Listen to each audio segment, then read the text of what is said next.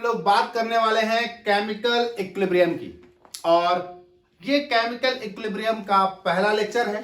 तो हम लोग आज से केमिकल इक्विलिब्रियम स्टार्ट कर रहे हैं। इस टॉपिक के अंतर्गत कई सारे वीडियोस आएंगे, कितने आएंगे आई डोंट नो, ये डिपेंड करता है कि टॉपिक किस वीडियो तक पहुंचेगा।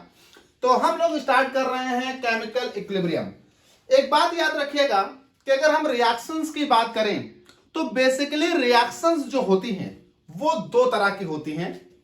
कुछ रिएक्शंस ऐसी होती हैं जो यूनिडायरेक्शनल होती हैं और कुछ रिएक्शन ऐसी होती हैं जो बाई डायरेक्शनल होती हैं। यूनिडायरेक्शनल और बाई डायरेक्शनल रिएक्शंस का क्या मतलब है, तो जरा देखिए, यहां पर मैं कुछ वर्ड आपको समझाता हूं। एक वर्ड आता है इररिवर्सिबल रिएक्शंस, और वहीं पर दूसरा वर्ड आता है बेटा मेरे पास रिवर्सिबल रिएक्शंस।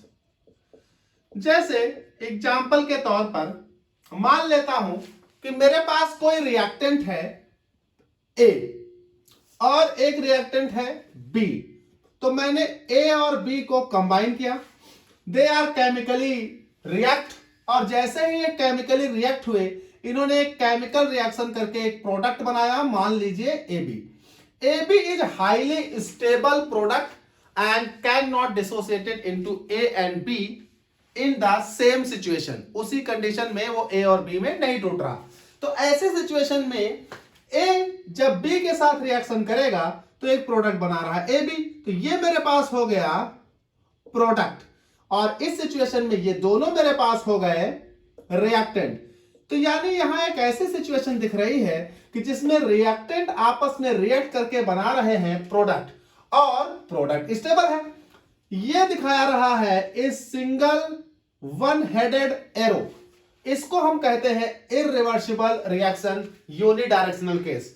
ऐसी रिएक्शंस बेटा, ऐसी रिएक्शंस जो यूनिडायरेक्शनल हो, जिनमें रिएक्टेंट फाइनली प्रोडक्ट में कन्वर्ट हो जाता हो, ऐसी रिएक्शंस कहलाती हैं इररिवर्सिबल रिएक्शंस। और ऐसी रिएक्शंस जिनमें मान लीजिए रिएक्टेंट है X और Y, इन दोनों को हमने कंबाइन किया।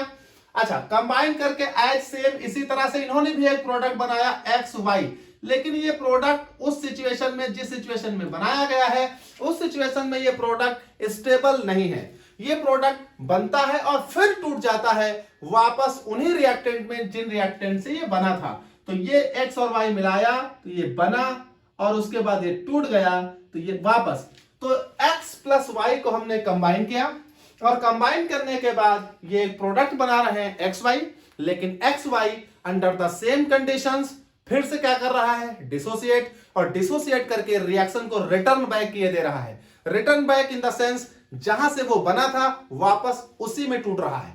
ऐसे रिएक्शंस कहलाती हैं बाई डायरेक्शनल। उन रिएक्शंस को कहते हैं रिवर्सिबल रिएक्शंस। ये रिएक्शन दोनों दिशाओं में चलती हैं। पहले रिएक्टेंट प्रोडक्ट, फिर प्रोडक्ट टूटकर रिएक्टेंट, तो ये होती है बाई डायरेक्शनल रिएक्शंस। देखिए, यूनिडायरेक्शनल रिएक्शन कितनी भी स्लो हो, एक ना एक टाइम पीरियड के बाद अपने प्रोडक्ट में बदल जाएंगी। लेकिन बाई डायरेक्शनल रिएक्शंस बेटा, ये लोग कंबाइन करेंगे, इनको बनाएंगे, ये टूटेंगे, वापस इनको बना देगा। तो ये ऐसे रिएक्शंस हैं जिनको उसी सिचुएशन में अगर रखा जाए तो वो उसी सिचुएशन में अपने प्रोडक्ट में पूरी तौर से कन्वर्ट नहीं होंगी। एग्जाम्पल के तौर पर अगर देखें तो बहुत सारी आपके पास रिवर्सिबल रिएक्शन दिखाई पड़ेंगी आपको, बहुत सारी आपको इररिवर्सिबल रिएक्शन दिखाई पड़ेंगी। मान लीजिए हमारे पास पोटेशियम क्लोरेट है, और पोटेशियम क्लोरेट को हमने हीट कर दिया। तो जैसे ही पोटेशियम क्लोरेट को हम हीट करते हैं बनता है KCl प्लस O2। बैलेंस कर लेते हैं, O2 है, O3 है, तो रिवर्स मल्टीप्लाई कर दिया जाता है। जब ऑड और इवन का खेल हो तो ये हो जाएगा 3 2 6 और ये 3 2 6। अब जरा इसको बैलेंस करने के लिए ये 2, तो ये reaction KClO3 potassium chlorate heat किया, टूट गया KClO3। O2 अब KCl कंबाइन होकर पोटेशियम क्लोराइड नहीं बना रहे, इन द सेंस KClO3 टूट रहा है, ये दोनों बन रहे हैं और ये रिटर्न नहीं कर रहे, इसका मतलब ये इररिवर्सिबल रिएक्शन है। वैसे ही यहां देखिए, मान लीजिए H2 है और रिएक्शन कराती I2 से। H2 और I2 दोनों आपस में रिएक्शन करके बना रहे हैं HI, लेकिन उसी समय HI टूट भी रहा है, तो H2I2 रिएक्शन करके HI बना रहे और HI टूट कर H2I2 बना रहा। That means it is a reversible reaction. Balance कर लेते हैं, दो दो, तो यहां पर 2 आ जाएगा, तो ये हो गया 2HI। तो ये H2 और I2 कंबाइन करके HI बनाता और HI वापस टूट जाता, टूट कर H2 और I2 बना देता। चलिए, तो इनको जरा हम एक ग्राफ से समझते हैं और वहीं पर हमें एक वर्ड मिल जाएगा हमारा, क्या? Chemical equilibrium. देखिए, अगर हम यहां कोई रिएक्टेंट ले लें, इन्हीं को ले लेते हैं, तो जरा हम इसका ग्राफ समझते हैं। तो बहुत इंपॉर्टेंट चीज है, मान लीजिए A plus B gives to product AB। चलिए, शुरुआत में जब T इक्वल टू 0 था, मान लीजिए रिएक्शन शुरू नहीं हुई थी, मान लीजिए पूरा रिएक्टेंट मिलाकर मैं एक साथ बात कर लेता हूं, मान लीजिए रिएक्टेंट था 10 मोल, तो शुरुआत में ये 0 मोल बना होगा। आफ्टर सम टाइम, मान लीजिए कुछ टाइम गुजर गया, T1 टाइम हो गया, ये घटकर मान लो हो गया 8 मोल। तो जैसे रिएक्टेंट 8 मोल घटा, तो ये प्रोडक्ट ऑफ कोर्स कितने मोल हो गया होगा? 2 मोल, क्योंकि यही इसमें कन्वर्ट हो रहा है। यानी 8 में से जैसे 2 प्रोडक्ट गया, ये बचा 8 मोल, 2 मोल क्या चला गया? प्रोडक्ट। ऐसे हम ऐसे घटते घटते एक समय आएगा, T हम फाइनल कह रहे हैं, जब रिएक्शन पूरी हो जाए, तो ये रिएक्टेंट ऐसे घटते घटते क्या हो गया होगा? 0, और ये भाई साहब ऐसे बढ़ते बढ़ते क्या हो गए होंगे? फाइनल, यानी 10 मोल्स कंप्लीट। लेकिन यहां समझिएगा, ऐसा नहीं होगा। यहां पर हमारे पास अगर हम देखें, तो मान लीजिए x plus Y reversible of XY। मान लीजिए यहां पर हमारे पास रिएक्टेंट है 10 मोल और हमारे पास शुरुआत में प्रोडक्ट होगा 0 मोल, तो ये मेरे पास हुआ T1 टाइम। जब हम T1 टाइम पर, यानी T इक्वल टू 0, अब जब हम T1 टाइम पर जाते हैं, तो यहां से कुछ हमारा रिएक्टेंट घटा, यानी यहां बचा 9 मोल, ये बढ़कर हुआ 1 मोल। इसका मतलब कुछ यहां से यहां कन्वर्ट हुआ, लेकिन जैसे ही ये 1 मोल बना बेटा, अब जरा एक कहानी समझिएगा। जैसे थोड़ा समय बाद हम यहां T2 आएंगे, तो ये मान लीजिए 9 से हुआ 8, ये हुआ 1 से 2, ये फिर यहां गया, तो बेटा यहां से यहां गया, लेकिन यहां से भी थोड़ा अब यहां आना शुरू हो जाएगा, क्योंकि रिएक्शन रिवर्सिबल है। जैसे ही यहां से ये 7 होगा, ये यहां से होगा 3, यहां से यहां जाएगा, बेटा यहां से भी थोड़ा यहां आना शुरू हो जाएगा। लेकिन सर, चूंकि यहां अमाउंट अभी कम है और यहां अमाउंट ज्यादा है, तो इस तरफ से इस तरफ जाने का कन्वर्जन बहुत हाई होगा एज कंपेयर टू दिस, तो इसलिए कन्वर्जन अभी होता रहेगा। कब तक होता रहेगा, इस बात को समझिए। ये हो जाएगा 6, ये हो जाएगा 4, तो यहां से यहां गया और यहां से भी यहां आएगा, लेकिन थोड़ा। उसके बाद ये हो जाएगा 5 और ये हो जाएगा बढ़कर 5। जैसे ही 5 हुआ, तो यहां से जितना यहां गया बेटा, वहां से उतना ही इधर की ओर आने लगेगा। रिजल्टेंट क्या होगा, जरा समझिए। रिजल्टेंट क्या होगा, एक इधर आया, ये घट बढ़कर हो जाएंगे बराबर, यानी यहां पर कंसंट्रेशंस हो गई इक्वल। अब इसके आगे यहां से वहां जितना जाएगा, यानी रेट ऑफ फॉरवर्ड रिएक्शन, वहां से यहां जितना आएगा, मतलब रेट ऑफ बैकवर्ड रिएक्शन, इस पॉइंट पर rate of forward reaction rate of backward reaction के बराबर हो जाएंगी, और इस पॉइंट के आगे अब रिएक्शन प्रोसीड नहीं करेगी, वो वहीं पर इक्विलिब्रिया बना लेगी। क्योंकि जितना रिएक्टेंट अब प्रोडक्ट बनेगा, उसका भी अमाउंट उतना ही हो गया है, उतना ही प्रोडक्ट वापस रिएक्टेंट बन जाएगा, यानी कंसंट्रेशन को अब डिस्टर्ब होने नहीं देगा। मतलब अब rate of the forward reaction rate of the backward reaction के बराबर हो जाएगी। और जिस पॉइंट पर rate of the forward reaction rate of the backward reaction के बराबर हो जाए, उसी पॉइंट को हम कहते हैं केमिकल इक्विलिब्रियम। इसे जरा अब ग्राफ में समझते हैं। इनका ग्राफ मैं यहां बना रहा हूं, तो ये हो गया इरिवर्सिबल का ग्राफ विद टाइम। तो ये मैं मान लेता हूं कंसंट्रेशन, ये मैं मान लेता हूं टाइम। मान लीजिए जब टाइम आपने 0 लिया था, आपने टाइम मतलब रिएक्शन शुरू नहीं की, तो प्रोडक्ट कितना होगा 0 और रिएक्टेंट कितना होगा आपका 100%। अब क्या होगा, जैसे जैसे टाइम गुजरता जाएगा, जैसे जैसे देखिए टाइम गुजरता जाएगा, कंसंट्रेशन में क्या चेंज आएगा, तो बात को समझिएगा। कंसंट्रेशन में टाइम के साथ क्या चेंज आ रहा है, रिएक्टेंट की कंसंट्रेशन घट रही है और प्रोडक्ट की कंसंट्रेशन बढ़ रही है। तो रिएक्टेंट की कंसंट्रेशन टाइम के साथ घटेगी और प्रोडक्ट की कंसंट्रेशन उसी टाइम के साथ बढ़ेगी। तो रिएक्टेंट की कंसंट्रेशन घटते घटते एक समय आएगा जब 0 हो जाएगी, उसी समय प्रोडक्ट की कंसंट्रेशन बढ़ते बढ़ते 100% हो जाएगी, यानी रिएक्शन पूरी तौर से प्रोडक्ट में यहां कंप्लीट हो जाएगी। ये ग्राफ हो गया बेटा प्रोडक्ट का और ये ग्राफ हो गया रिएक्टेंट का। ठीक भाई, लेकिन इस वाले केस में ऐसा नहीं होगा। इस वाले केस में क्या होगा कि शुरुआत में देखिए तो आपका रिएक्टेंट प्रोडक्ट में बदल रहा है। अच्छा, प्रोडक्ट भी बदल रहा है लेकिन वो बहुत कम अमाउंट है उसका, तो इसलिए बहुत स्लो बदल रहा है। तो यहां पर क्या होगा, जब टाइम 0 होगा तो रिएक्टेंट की कंसंट्रेशन 10 और प्रोडक्ट की कंसंट्रेशन 0 है यहां पर भी। लेकिन जैसे जैसे टाइम गुजरेगा, जैसे जैसे टाइम गुजरेगा, यहां पर रिएक्टेंट की कंसंट्रेशन घटेगी शुरुआत में, प्रोडक्ट की कंसंट्रेशन धीरे धीरे बढ़ेगी शुरुआत में। लेकिन एक सिचुएशन ऐसी आएगी जब रिएक्टेंट की कंसंट्रेशन प्रोडक्ट की कंसंट्रेशन का चेंज इक्वल हो जाएगा, मतलब rate of the forward reaction rate of the backward reaction के बराबर हो जाएगी। ऐसी सिचुएशन में अब यहां कंसंट्रेशन ना घटेगी ना बढ़ेगी किसी की, ये एक कांस्टेंट लाइन पर चल देगा और इसी को हम बोलेंगे केमिकल इक्विलिब्रियम। ये हो गया कन्वर्जन ऑफ द रिएक्टेंट, ये हो गया कन्वर्जन ऑफ द प्रोडक्ट। इस पॉइंट पर आते ही rate of the forward reaction equal to rate of the backward reaction हो गए।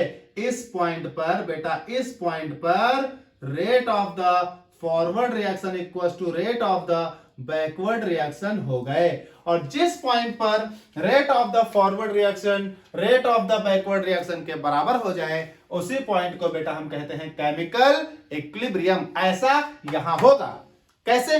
पहले ये ज्यादा थे तो बेटा ज्यादा प्रोडक्ट बन रहा था, तो और ज्यादा ज्यादा ज्यादा, लेकिन ये जैसे बना थोड़ा थोड़ा ये भी इसमें कन्वर्ट होना शुरू हो गया क्योंकि रिवर्सिबल है। अच्छा, शुरुआत में ये ज्यादा है वो कम है, तो इनसे इधर कन्वर्जन ज्यादा है, इससे इधर कन्वर्जन कम है, लेकिन एक समय आएगा धीरे धीरे धीरे करके जब दोनों तरफ बराबर हो जाएगा अमाउंट, तब इधर से उधर जाने का कन्वर्जन उधर से इधर जाने का कन्वर्जन बराबर हो जाएगा और उसके आगे अब कोई नेट कन्वर्जन नहीं होगा।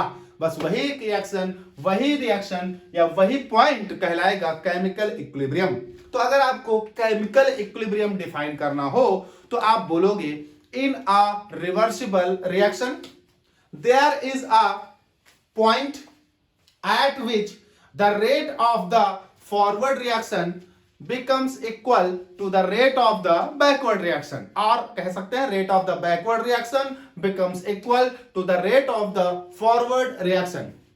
The point is called chemical equilibrium. अच्छा, chemical equilibrium पर net change of the concentration of reactant और net change of the concentration of product constant हो जाती है, क्योंकि अब रिएक्टेंट प्रोडक्ट नहीं बनेगा, अब प्रोडक्ट रिएक्टेंट नहीं बनेगा, तो अब उसका चेंज जो है वो कांस्टेंट हो जाएगा। अब इसमें उसमें चेंज जितना भी होगा बराबर होगा और कोई भी एक दूसरे में रिजल्टेंट परिवर्तित नहीं होगा, इसलिए रिएक्शन अब नीचे स्लो डाउन नहीं करेगी, वो वहीं पर एक स्ट्रेट लाइन में चलने लगेगी। इसको हम कहेंगे केमिकल इक्विलिब्रियम। एक बात और याद रखिएगा, ये केमिकल इक्विलिब्रियम एक डायनेमिक इक्विलिब्रियम है, ना कि static. Dynamic equilibrium in the sense अगर आप इसमें कुछ चेंज करेंगे तो ये इक्विलिब्रिया ऊपर नीचे शिफ्ट हो सकता है। It's depend upon the situations. आगे मैं पढ़ाऊंगा आपको ली चैटेलियर प्रिंसिपल और वहां बात होगी कि केमिकल इक्विलिब्रियम ऊपर नीचे शिफ्ट किया जा सकता है। So this is a dynamic equilibrium, it's not a static कि बन गया तो बन गया। ऐसा नहीं है कसम खा लिया उसने भैया अब हम नहीं बदलेंगे, बदलेगा, हम उस पर कंडीशन अप्लाई करेंगे, इक्विलिब्रिया नीचे ऊपर शिफ्ट हो सकता है। तो देखिए ये थोड़ा इंट्रो था, बात करते हैं आगे इसके। एक बार फिर से दोहरा देता हूं, रिवर्सिबल रिएक्शन वो रिएक्शन होती है जो एक डायरेक्शन में चलती है और कंप्लीट हो जाती है, और रिवर्सिबल रिएक्शन के केस में रिएक्टेंट हमारा एक समय बाद प्रोडक्ट में बदल जाता है। और भैया ये ग्राफ देखिए, घटते घटते रिएक्टेंट 0 और ये प्रोडक्ट बढ़ते बढ़ते 100%, इसका मतलब रिएक्टेंट प्रोडक्ट बन गया। रिवर्सिबल रिएक्शन वो रिएक्शन होती है जो दोनों दिशाओं में चलती हैं। इसमें पहले रिएक्टेंट प्रोडक्ट बनाता है, फिर प्रोडक्ट जो है वापस रिएक्टेंट बनाने लगता है। ये बाई डायरेक्शनल होने के कारण ये दोनों दिशाओं में चलती है, कुछ ऐसी सिचुएशन आती है और इस तरह से क्या होता है कि रिएक्टेंट हमारा घटता है, प्रोडक्ट हमारा बढ़ता है, और एक टाइम आता है जब रिएक्टेंट और प्रोडक्ट बराबर हो जाते हैं, rate of the forward reaction rate of the backward reaction के बराबर हो जाती, और वही पॉइंट कहलाता है केमिकल इक्विलिब्रियम। उसके बाद एक स्ट्रेट लाइन आने लगती है, इसका मतलब होता है net conversion of the reactant into product and net conversion of the product into reactant बराबर हो गया है। अब कोई किसी में कन्वर्ट नहीं हो रहा, और हो रहा है तो इस तरह से हो रहा है कि अब जितना रिएक्टेंट प्रोडक्ट बनता है उतना ही प्रोडक्ट वापस रिएक्टेंट बन जाता है, इसलिए नेट कंसंट्रेशन में कोई चेंज नहीं आ रहा। तो rate of the forward reaction rate of the backward reaction हो गई, और जिस पॉइंट पर rate of the forward reaction rate of the backward reaction के बराबर हो जाए उसी पॉइंट को हम कहते हैं केमिकल इक्विलिब्रियम। ठीक भाई, बात करते हैं आगे दो बहुत ही इंपॉर्टेंट टॉपिक्स की, एक्टिव मास और लॉ ऑफ केमिकल इक्विलिब्रियम। तो चलिए भाई बात करते हैं law of mass action and law of chemical equilibrium की। बेटा law of mass action theoretically था, लिखते तो समय लगता है, इसलिए मैंने ऑलरेडी पहले से लिख रखा है। देखिए लॉ ऑफ मास एक्शन क्या होता है, जब कोई रिएक्शन होती है तो रिएक्शन होगी तो रिएक्टेंट क्या करेगा, किसी न किसी दूसरे सब्सटेंस से रिएक्ट करेगा और रिएक्ट करके प्रोडक्ट बनाएगा। तो जब कोई दो रिएक्टेंट आपस में रिएक्ट करते हैं तो उनके रिएक्ट करने की दर क्या होती है, तो कहा गया कि किसी भी सब्सटेंस की जो रिएक्ट करने की दर होती है, दर मतलब रेट, किसी भी सब्सटेंस के जो रिएक्ट करने के रेट होते हैं वो उस सब्सटेंस के कंसंट्रेशन पर डिपेंड करते हैं। और कैसे डिपेंड, डायरेक्टली प्रोपोर्शनल, मतलब the rate to react of a substance is directly proportional to its concentration, मतलब जिसका कंसंट्रेशन ज्यादा उसका रिएक्ट करने की दर भी ज्यादा, जिसकी कंसंट्रेशन कम उसके रिएक्ट करने की दर भी कम। तो सीधा सा फंडा है कि हम कहते हैं the rate of the substance to react,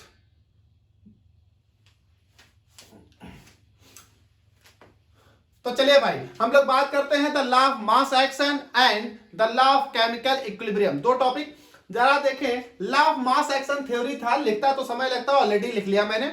law of chemical equilibrium drive करना है तो ड्राइव करेंगे। देखिए law of mass action 2 minute का काम है, जल्दी से समझ लें। देखिए क्या होता है, जब कोई रिएक्शन होती है तो उस रिएक्शन में रिएक्टेंट होते हैं, बहुत सारे रिएक्टेंट हो सकते हैं, 1-2 रिएक्टेंट हो सकते हैं, तो वो रिएक्टेंट आपस में रिएक्ट करते हैं।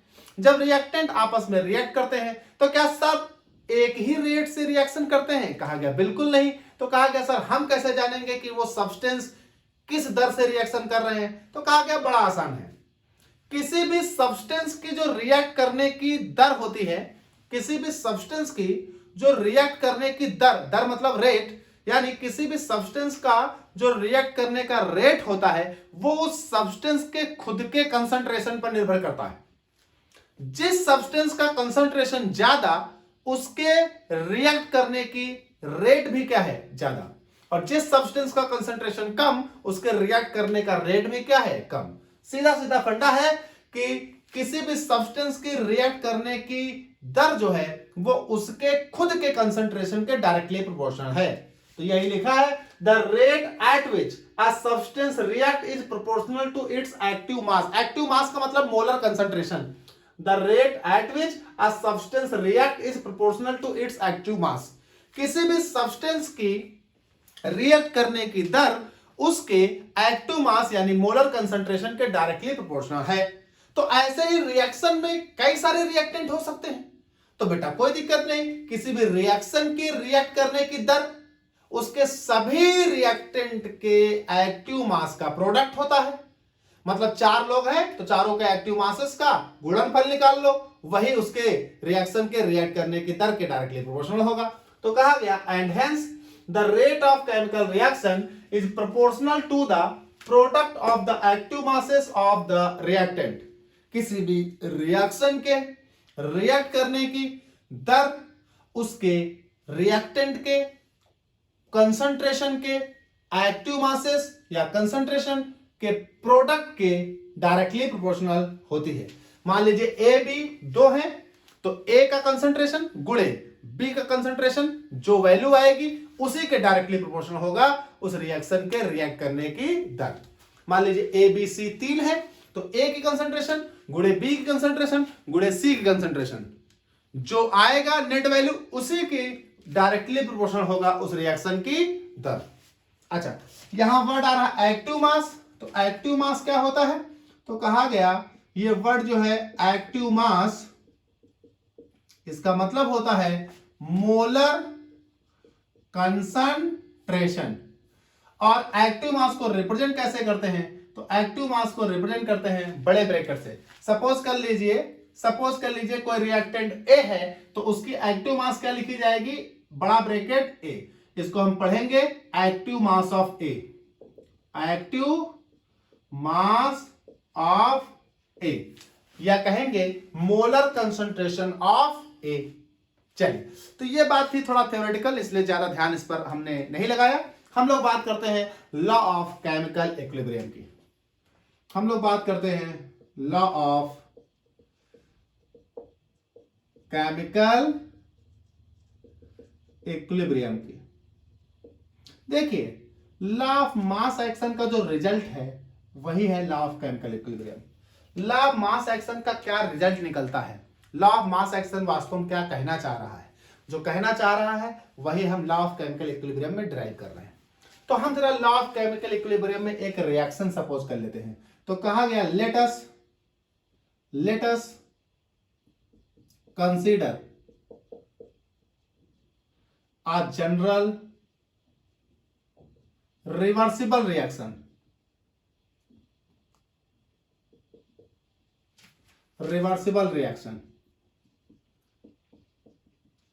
मान लीजिए रिएक्शन ले ली A प्लस बी, रिवर्सिबल का एरो कुछ भी आगे, तो मान लीजिए ले लिया M प्लस N बन रहा है। अच्छा, जरूरी नहीं दो ही रिएक्टेंट हो, दो से ज्यादा हो सकते हैं। जरूरी नहीं दो प्रोडक्ट हो सकता, दो से ज्यादा हो सकते हैं।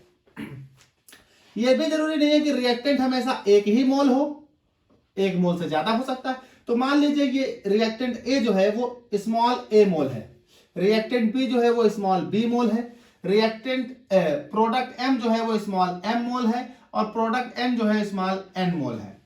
अब इस A B small M small N इनके मोल की संख्या है, कुछ भी हो सकते हैं, 1 2 3 4 1 2 3 4 1 2 3 4 सो ऑन 1 2 3 4 सो ऑन। चलिए, तो ये आपके पास हो गया। देखिए लॉ ऑफ मास एक्शन क्या कह रहा है?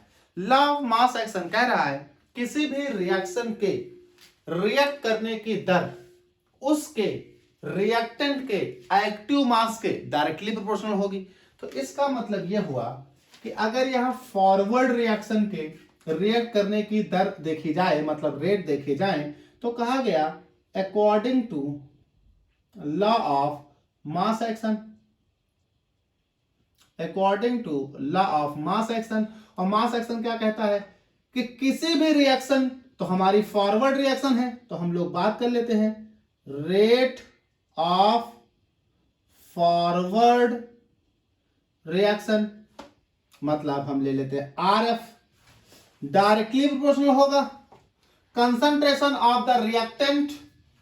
तो कंसंट्रेशन ऑफ द रिएक्टेंट ये ए और बी का प्रोडक्ट, तो concentration of the reactant A into concentration of the reactant B. ठीक भाई, तो R F is directly proportional to the product of the concentration of reactant, मतलब A and B. अच्छा, ये कितने मोल्स हैं बेटा? एक मोल होता तो एक गुणे एक, दो मोल होता तो दो गुणे दो, तीन मोल होते तो तीन गुणे तीन, और मान लो ये 3 मोल होता, ये 4 मोल होता, 3 गुणे 4। तो जो उनके मोल हैं वो उनके पावर्स में चले जाएंगे, तो ये हो जाएगा ए, ये हो जाएगा बी। प्रोपोर्शनलिटी का साइन हटाओ, तो R F equal to proportionality का साइन एक कांस्टेंट ले लेंगे के, और चूंकि फॉरवर्ड रिएक्शन है तो हम के एफ ले लेते हैं, जहां पर के एफ कहलाता है rate constant for forward reaction, where kf equals to rate constant for forward reaction। ऐसे ही हम अगर बैकवर्ड रिएक्शन के लिए ले लें, तो बेटा देखिए बैकवर्ड रिएक्शन के लिए भी यही बात हो जाती है तो कहा गया similarly for rate of backward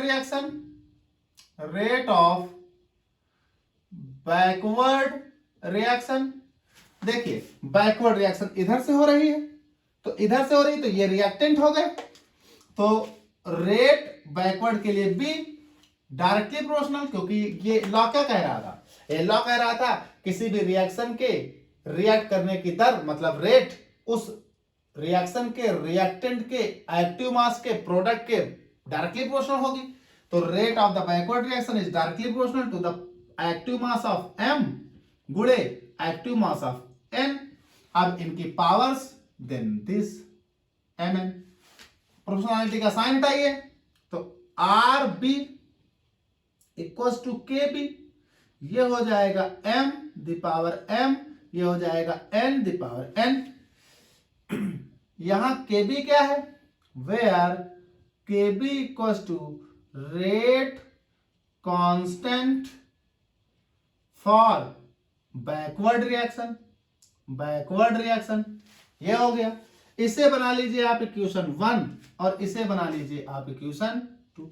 एक बात आपको हमने बताई थी कि जब केमिकल इक्विलिब्रियम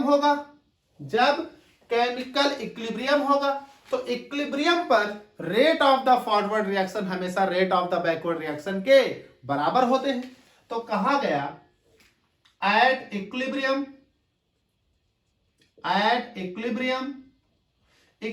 पर यह कंडीशन अप्लाई होगी, क्या rate of the forward reaction equal to rate of the backward reaction. तो इक्विलिब्रियम पर rate of the forward reaction equal to rate of the backward reaction, तो इसका मतलब RF equal to RB, that means this equal to this. तो from equation 1 and 2 we get, हम बोलेंगे KF A the power A B the power B equals to KB M the power M N the power N। तो ये जरा इधर ले आओ, ये इधर ले जाओ, ये हो जाएगा KF upon KB equals to, ये हो जाएगा M द पावर M, ये हो जाएगा N the power N upon, ये हो जाएगा A द पावर A, ये हो जाएगा B द पावर B। ये हुआ भाई। जरा एक बात गौर करिएगा, KF अपॉन KB दो रेट कांस्टेंट हैं, रेट कांस्टेंट यानी दो कांस्टेंट, दो कांस्टेंट का हम एक कांस्टेंट ले लेते हैं, constant divide by constant value ही आएगी। तो constant upon constant equal to में कांस्टेंट ले लेते हैं KC is the equilibrium constant. KC लिख देता हूं इक्विलिब्रियम कांस्टेंट, ये इक्विलिब्रियम लिख हो गया, ये हो गया कांस्टेंट। तो ये हो जाएगा KC, तो KC इक्वल टू हो जाएगा concentration of M the power M, concentration of N the power N, concentration of A the power A और concentration of B the power B। This is the equilibrium constant KC। This is the law of chemical equilibrium. तो KC is the called equilibrium constant. अच्छा, KC equilibrium constant eight concentration लिखा है, molar concentration. हम KC की जगह KP, KX, KA so on कई तरीके के लिख सकते हैं, अभी लिख के भी दिखाऊंगा। तो ये KC इक्विलिब्रियम कांस्टेंट, ये आप देखें, रफ करते हैं, आगे बात करते हैं।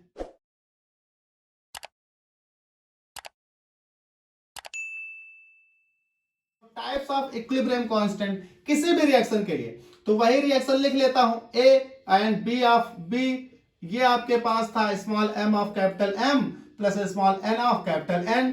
चलिए, इसके लिए अगर हम इक्विलिब्रियम कांस्टेंट लिखें तो कहा गया कि पहली बात, if molar concentration are express, अगर आपको मोलर कंसंट्रेशन एक्सप्रेस करनी हो तो इसे आप लिखोगे KC इक्वल्स टू क्या, एक्टिव मास ऑफ प्रोडक्ट यानी M द पावर M, ये हो जाएगी N the power N upon ये reactant A the power A और ये हो जाएगा B द पावर B। दूसरा तरीका रिप्रेजेंट करेगा।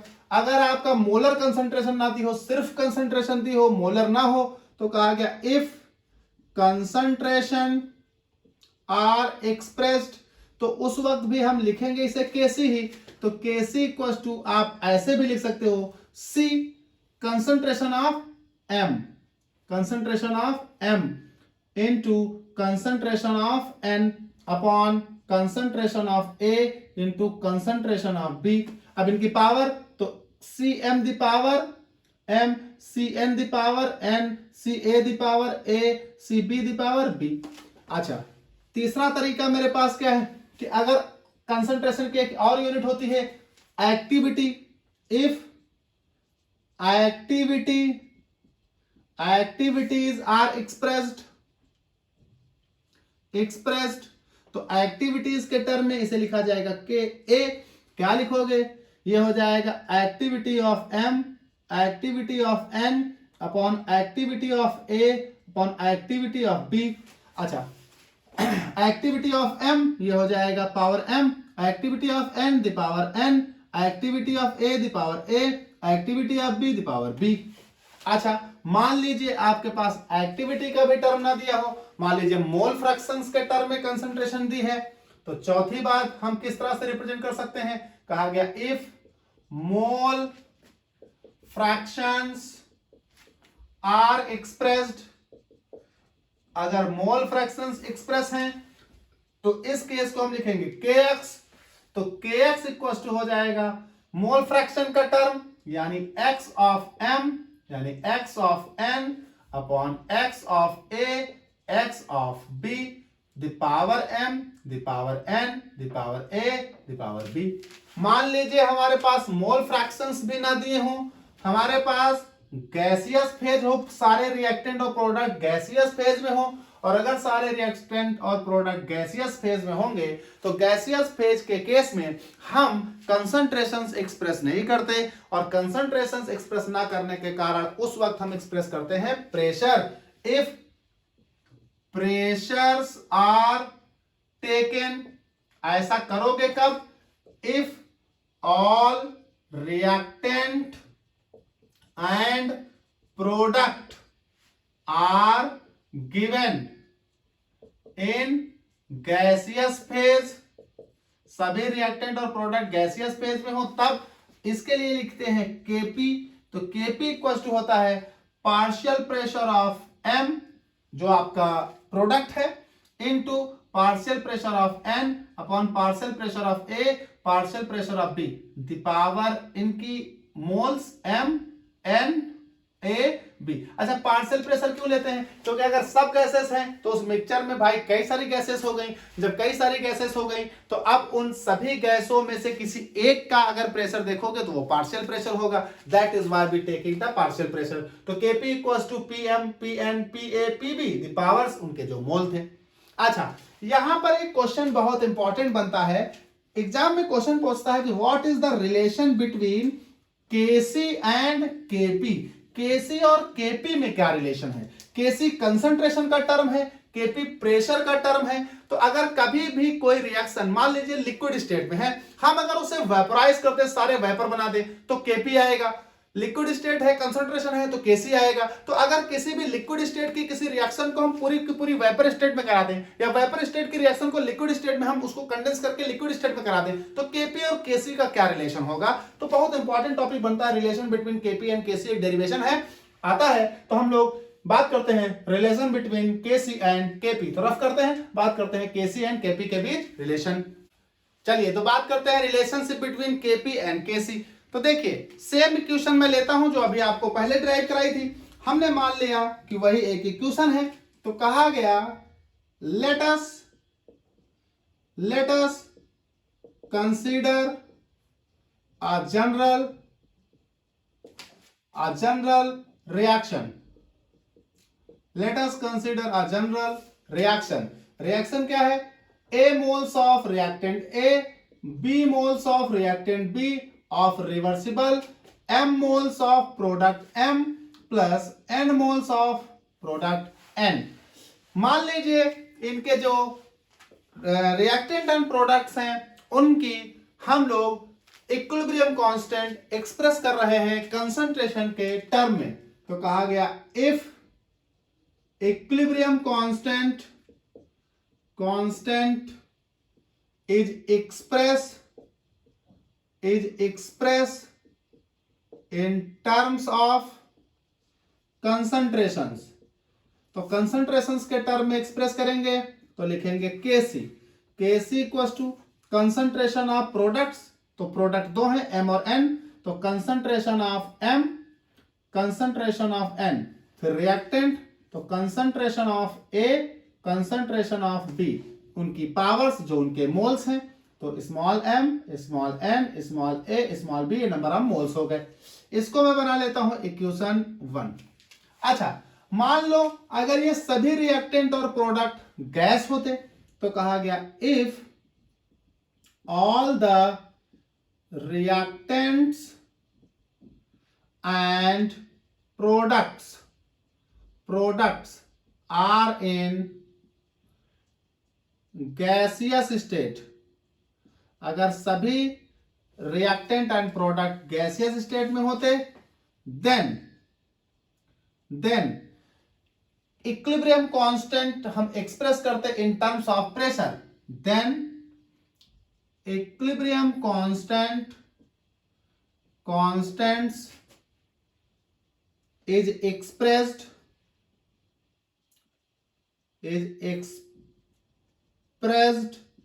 in terms of pressure।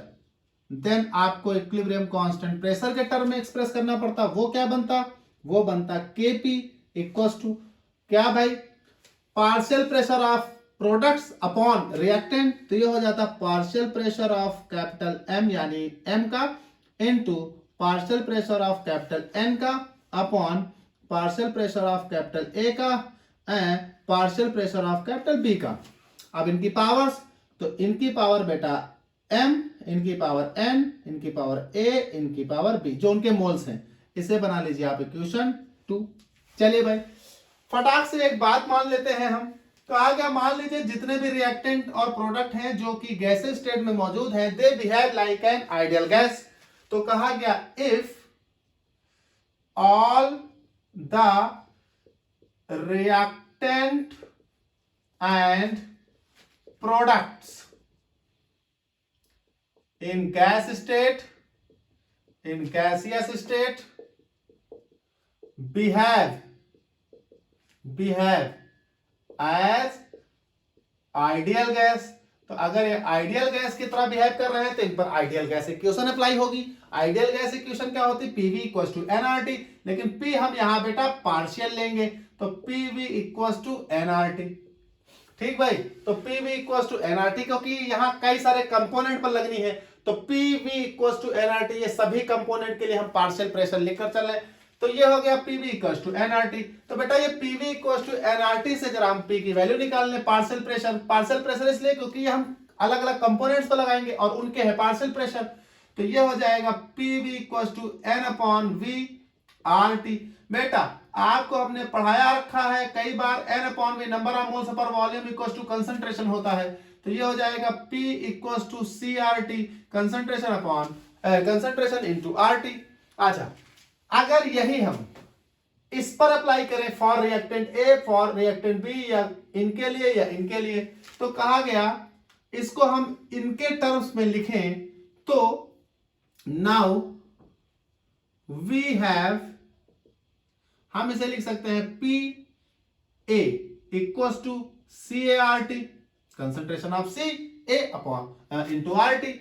ऐसे ही पी बी इक्वल्स टू बेटा सी बी आर टी, ऐसे ही पी एम इक्वल्स टू बेटा सी एम आर टी, और ऐसे ही पी एन इक्वल्स टू ये हो जाएगा C N R T, C N R T. ये अलग अलग कंपोनेंट के लिए हो गया, क्योंकि ये सारे कंपोनेंट पर अप्लाई होगा तो ये कंपोनेंट इस पर भी, इस पर भी, इस पर भी, इस पर, क्योंकि ये सभी आइडियल गैस की तरह बिहेव कर रहे हैं। चूंकि सब एक ही मिक्सचर में है इसलिए हम पार्शियल प्रेशर लिख रहे हैं। तो बेटा P A, P B, P M, P N की वैल्यू इक्वेशन 2 में रख दो। तो putting the values of P A P B P N ये m होगा, P M and P N in equation 2 we get, so what we get, जरा यहां value रखिए। अच्छा ये याद रखिए, ये पावर पूरे पर लगेंगी, तो ये हो जाएगा K P equal to P M, तो ये हो जाएगा क्या बेटा, C M R T the power m, ये हो जाएगा C N R T the power n upon, ये हो जाएगा C A R T the power a, ये हो जाएगा C B R T the power b।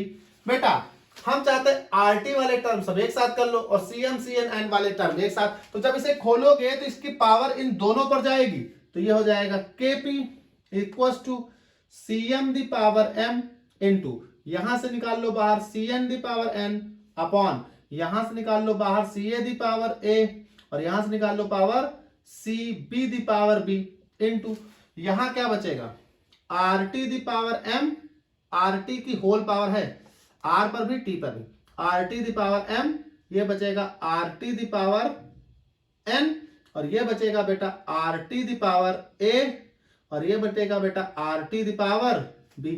अच्छा जब बेस समान हो तो पावर जुड़ जाती है, और साथ ही साथ ये वैल्यू जरा देखो बेटा फटाक से, ये वैल्यू तो बेटा केसी की वैल्यू है, तो जरा इसे बना लो इक्वेशन 3।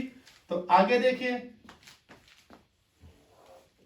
तो ये हो गया from equation 1 and 3 we get, तो ये वैल्यू यहां रख दी जाएगी, तो ये हो जाएगी हमारी केसी की वैल्यू, तो ये हो जाएगा K P equal to K C into, अच्छा ये बेस समान तो पावर जुड़ जाएंगी, इनकी बेस समान तो पावर जुड़ जाएगी, तो ये हो जाएगा आर टी द पावर बेटा m प्लस n और ये हो जाएगा आर टी द पावर बेटा a प्लस b। अच्छा बेटा नीचे वाली पावर ऊपर ले जाओ, ये वैल्यू ऊपर ले जाओ, तो ये ऊपर ले जाओगे तो माइनस में हो जाएगी, तो ये हो जाएगा K P equal to K C into R T the power, ये हो जाएगा m प्लस n, ये हो जाएगा R T the power minus a plus B. बेटा फिर बेस समान पावर जुड़ेंगी, तो के P equal to K C into R T the power जुड़ेंगी, तो ये हो जाएगा m plus n minus a plus B. अब जरा एक बात समझिए, यहां m प्लस n क्या है, तो यहां m प्लस n क्या है, तो बेटा m plus n equal to है total number of moles of product, इसे मान लीजिए N2, और वैसे ही A प्लस बी क्या है, ये है total number of moles of reactant, इसे आप N1 मान लीजिए, तो आप इस इक्वेशन को क्या लिख पाओगे, Kp equal to Kc into R T the power N2 minus N1, तो ये बेटा हो जाएगा N2, ये हो जाएगा N1, N2 माइनस N1 मतलब डेल्टा N, तो Kp equal to Kc R T the power delta N, ये आपके पास रिलेशन हुआ Kp और Kc का, यानी Kp equal to Kc R T the power delta N, this is the relation between Kp and Kc।